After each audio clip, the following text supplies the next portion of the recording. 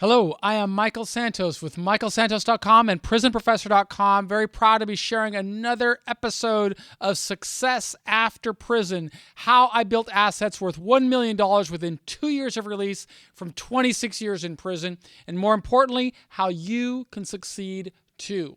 Now, those of you who are new to the program, I've already recorded 2 episodes. What I am doing is I am reading this entire book.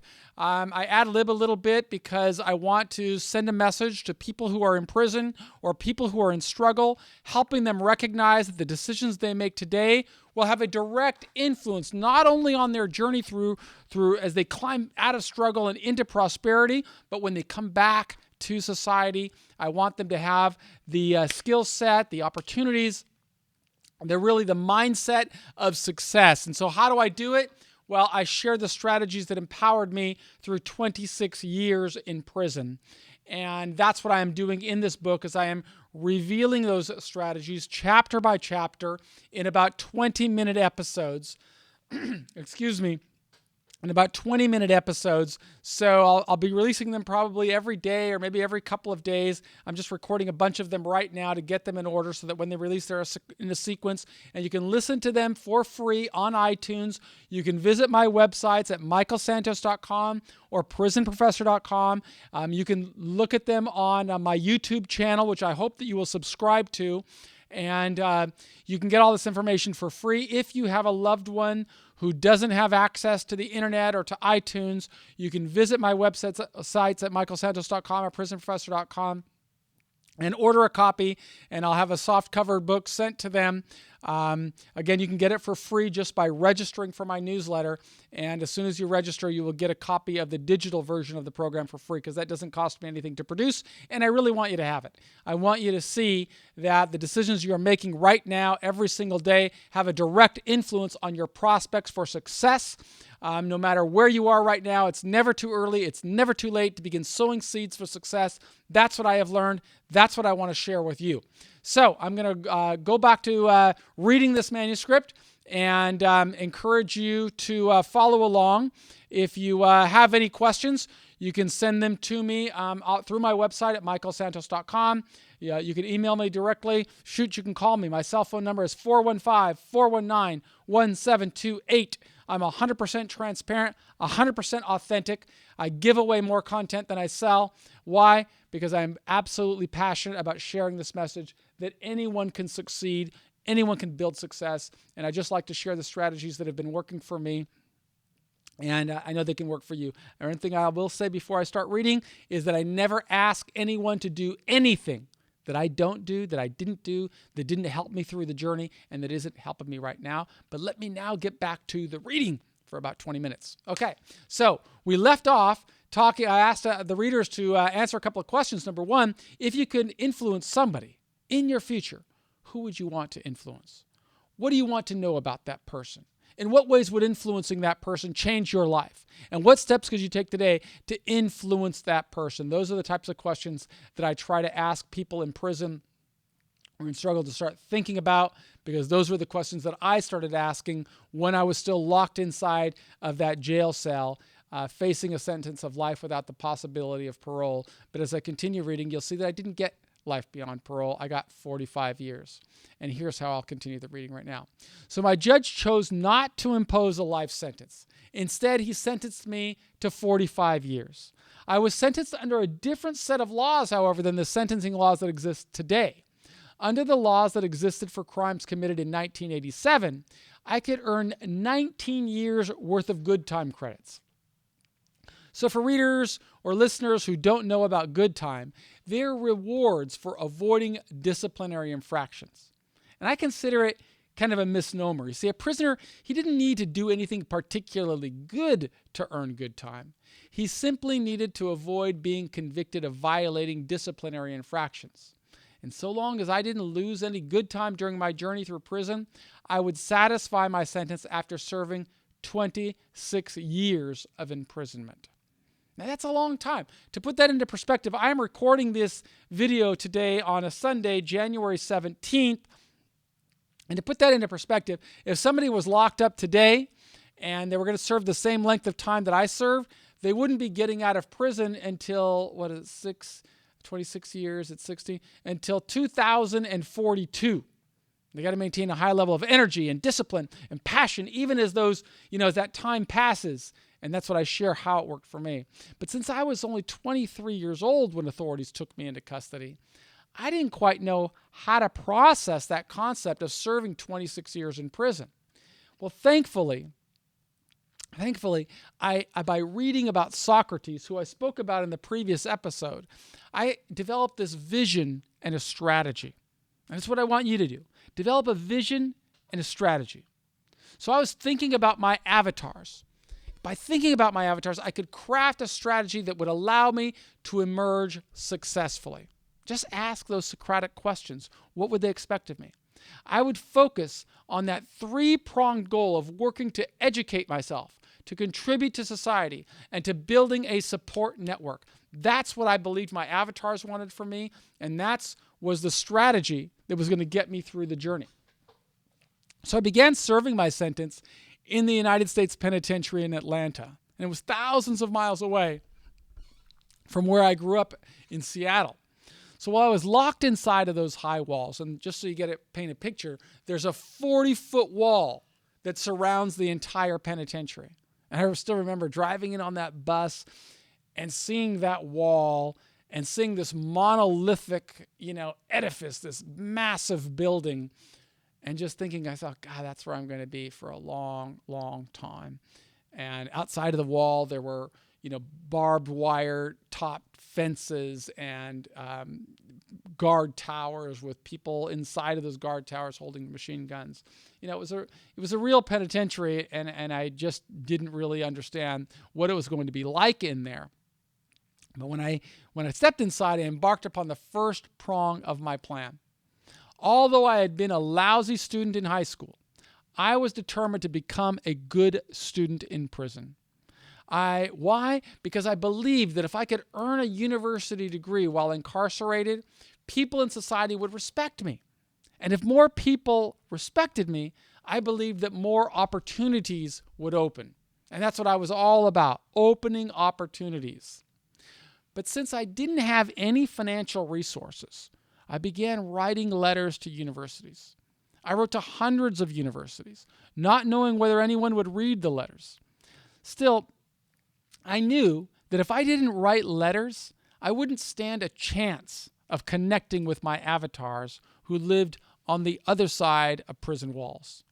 So each letter I wrote expressed the same message. Now, I don't really remember exactly what I wrote, but I can certainly paraphrase it. It said something along the lines of, I made some bad decisions as a young man, and as a consequence of making those bad decisions, I was sentenced to a lengthy term in prison. And I wrote that I wanted to educate myself while inside, and I asked for help. In time, I found universities to work with me, and those relationships that I opened from inside prison walls resulted in my earning credentials, earning an undergraduate degree in 1982 and a master's degree in 1995.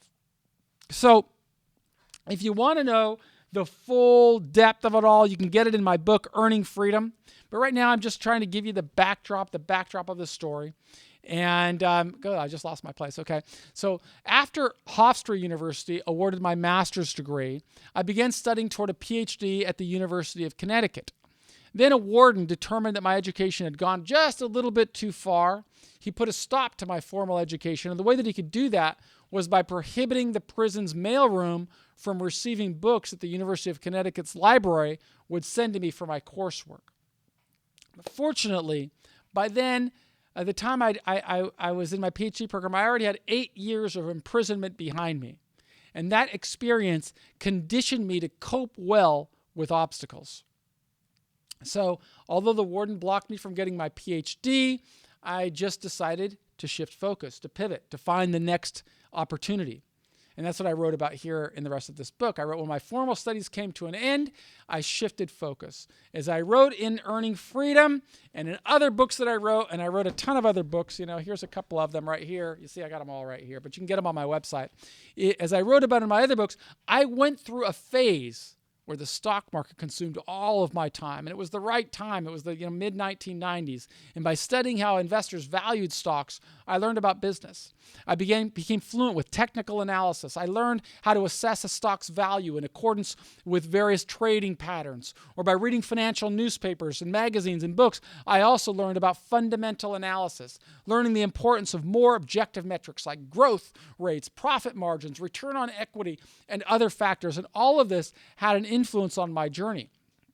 In fact, by studying the stock market, I knew that studying the stock market would be a poor substitute for real business experience. But in serving a lengthy prison sentence, I just had an opportunity to take an unorthodox way to prepare myself for success upon release. And the more I could learn about business, the more I would arm myself with the challenges I anticipated upon release. So again, here's that time for a question. What lessons can you learn with the resources that you have around you? What? I can tell you that in the pages and chapters that are going to follow, you will see how asking questions inspired me to learn as much as possible. And it's crucial that we use resources around us to prepare for success in our future, regardless of where we are, regardless of what bad decisions we've made in the past, regardless of who's around us. But without a deliberate plan, we sometimes fail to see the resources. Now later, I'll show how the strategy worked so well for me. As we approach the turn of the century, I don't know if I'm going to be talking about this here. I think so, maybe. As we approach the turn of the century, I crossed over into the second half of my sentence. I had 13 years of prison behind me and 13 years of prison ahead of me. And I shifted my attention to writing, wanting others to advance purposely toward the other two prongs of my adjustment strategy. First, I wrote about articles and I submitted them for publication. Then I began writing chapters for academic books. And in time, one of my mentors offered to introduce me to his publisher, Professor George Cole from the University of Connecticut. He presided over my PhD program and he authored the leading textbook on corrections. So George suggested that I write a book for an academic audience that his publisher could package as a supplemental text for university students who were studying corrections. And his suggestion led to my first book. The first book that I published was called About Prison. Now, I want to give you a key point here because I hope you're connecting the dots. You see, early in this book, I wrote how I contemplated my avatars. To recap, while still in the county jail, before I'd even been sentenced, I thought about the people I would want to influence in my future. I didn't know George Cole then, and George Cole didn't know me. He was a distinguished author, and he led the criminal justice department at the University of Connecticut. But while I was locked inside of the Pierce County Jail, masterminds like Socrates inspired me. They taught me that I could ask Socratic questions about what steps I could take during my imprisonment to prepare for success. And those questions led to my three-part adjustment strategy. What do my avatars want from me? They would want me to educate myself. They would want me to contribute to society in meaningful, measurable ways. And my avatars would expect me to build a support network. So by sticking to that three-pronged strategy, I could open more opportunities. And since I executed that plan, I earned university degrees. And since I earned university degrees, I found it easier to open opportunities to publish articles. And since I published articles, I found mentors like George Cole, and actually one even before him that I didn't mention here. I don't know how I forgot, but his name was Bruce McPherson. He was the first mentor. He's a professor from the University of Illinois, and he was just such an awesome mentor. He'd come to visit me in prison. He'd introduce me to his colleagues, his family. And, when I was visiting with Bruce or corresponding with Bruce, I just always felt empowered as if I was building my own future.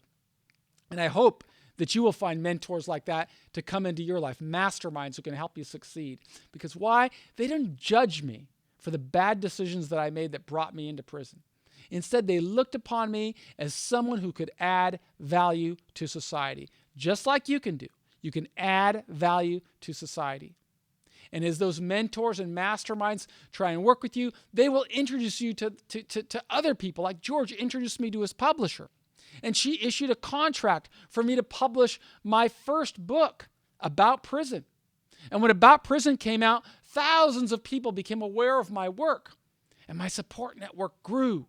And since the prison system didn't allow me to run a business by publishing, I assigned royalties from About Prison to family members. But all of those royalties accumulated and helped me succeed through prison and return to society strong in other ways that I'll describe in a few minutes. But those resources, they opened opportunities that I could leverage, and they created more opportunities. You see, the cycle of success began for me while I served time inside of a jail cell, before I was even sentenced to prison. My question for all readers, for all listeners, for all people in struggle or challenge is, when will your cycle of success begin? It will begin as soon as you start living by this same model. I want you to visualize success by contemplating your avatars.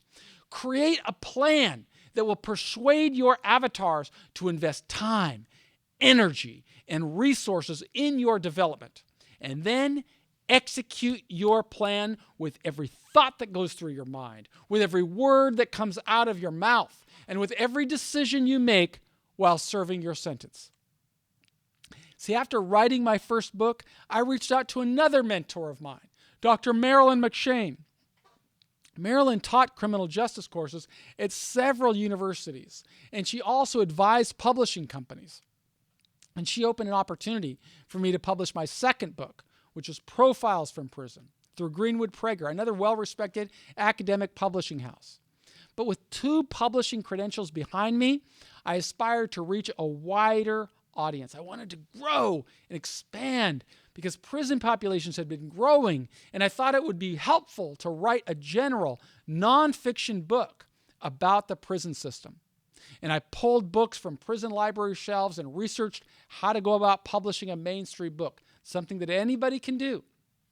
And the first step would be to write a book proposal. The second step would be to write sample chapters. And the third step, and then I would be able to write a cover letter and begin sending self-addressed stamped envelopes out to literary agents. And that was my process to getting started in the publishing industry. It's a process that had some success, and I'm going to talk about that in my next episode number, I guess it's going to be number 4 of this program. But I want to conclude here because we're coming to about the 20-minute mark, and I said I was going to produce these segments in 20-minute segments. So I want you to know one thing, and that is, regardless of what challenges you're facing now, you have the power within to build a better outcome. Success after prison begins with the choices that you make while you're in prison. And my question for you is, how badly do you want to succeed? I hated prison. I spent 9,500 days in prison, and I hated every day in prison. But I can tell you something. I had a high level of energy.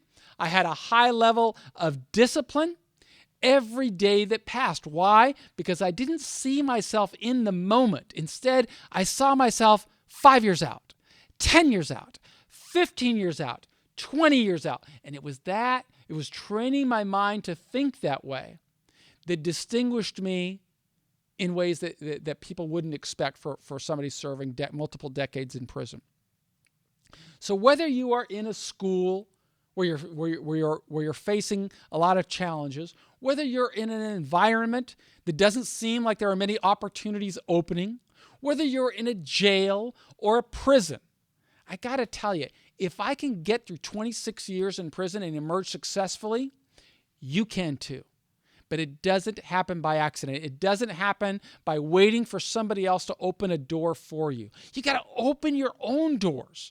You've got to take advantage of the resources that are around you right now.